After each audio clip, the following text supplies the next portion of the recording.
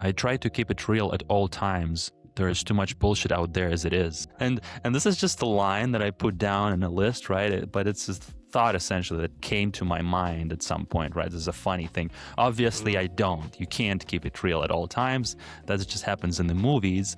But I thought it's a funny idea because I do like to think it's something to strive towards, like keeping it real. Because I would say it's true that I dislike bullshit. I despise bullshit, I'm a fairly direct person because that just complicates everything. That makes everything much more frustrating for everybody involved. And I'm just never really that motivated to spin anything up just because it takes so much extra time and energy and makes everything so much more complex. I don't like complexity. I like to simplify things. So keeping it real, that's kind of what it means to me. Just kind of being direct, straightforward, and that does require a certain amount of awareness and consciousness and fearlessness, I guess, too. But I kind of like to think of it as a value, a value to adopt, to keep it real. Because there's too many lies, right? And that has negative consequences for everybody, and especially for the people who are lying,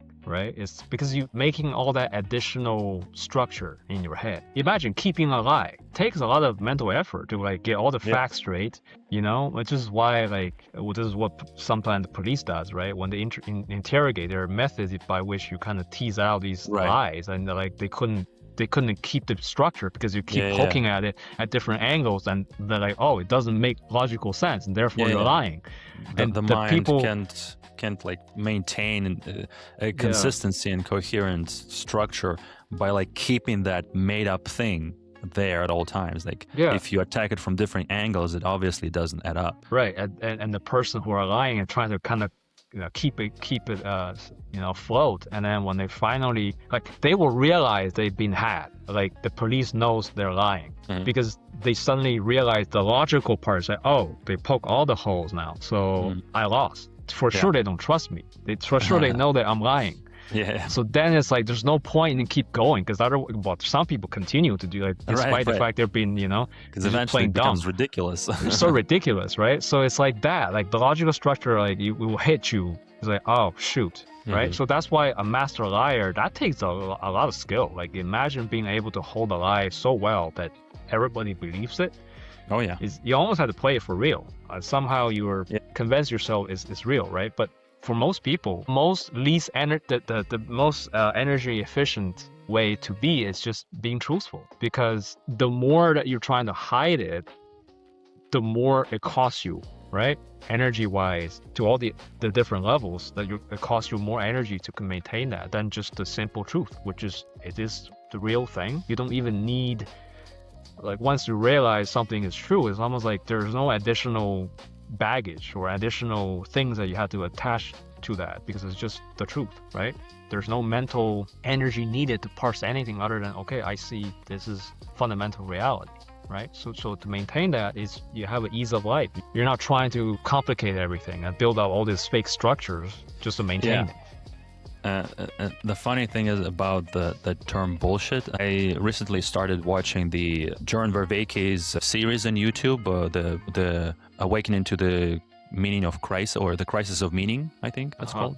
It's a pretty extensive series that he has there based on the course he teaches in U of T, and it's great. It's very, very comprehensive. And I'm still in the early stages, but I think it's in just the fourth episode out of dozens, introduces with full seriousness this technical term of bullshit.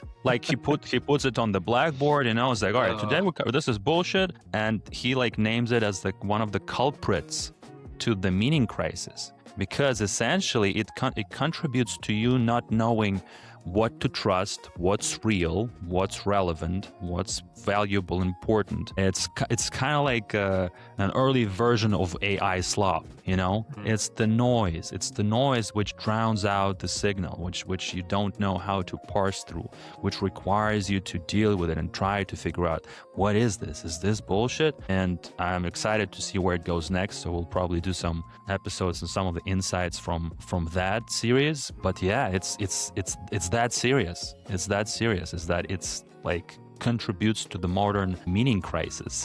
The bullshit. Just too much bullshit. Yeah, it's Yep. because it's just floating around everywhere, right? It's like, I mean, can you pinpoint where it's all coming from? But it's like everywhere. It's like whether that's work, that's any Yeah. sort of interactions out there.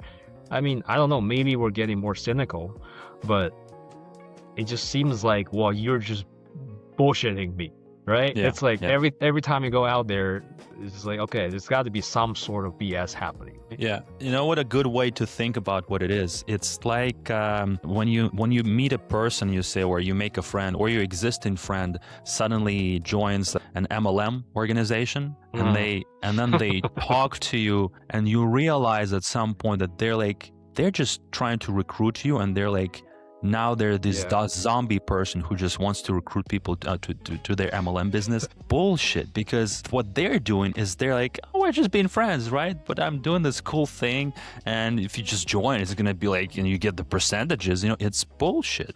Because the whole thing is that you're pretense. It's a pretense. We're pretending to be friends now. It's ulterior motives. I would say, right? It's not being straightforward, and I don't like it. I think it's like, this is where like I prefer that everybody was just direct. Because in an ideal world, you say, I want this. Do you want this? No? Okay, goodbye. You want this? Great, let's go. How simple is that? How simple is that? What is the problem with this? Can we just do that? Just do yes and no, right? Yeah. Just go back to yes or no. No? Okay, cool. It's fine. It's no problem. What's the problem? The problem is in modern day is the yes no. In one sentence is yes and no. It's never yes or no. It's yes and no.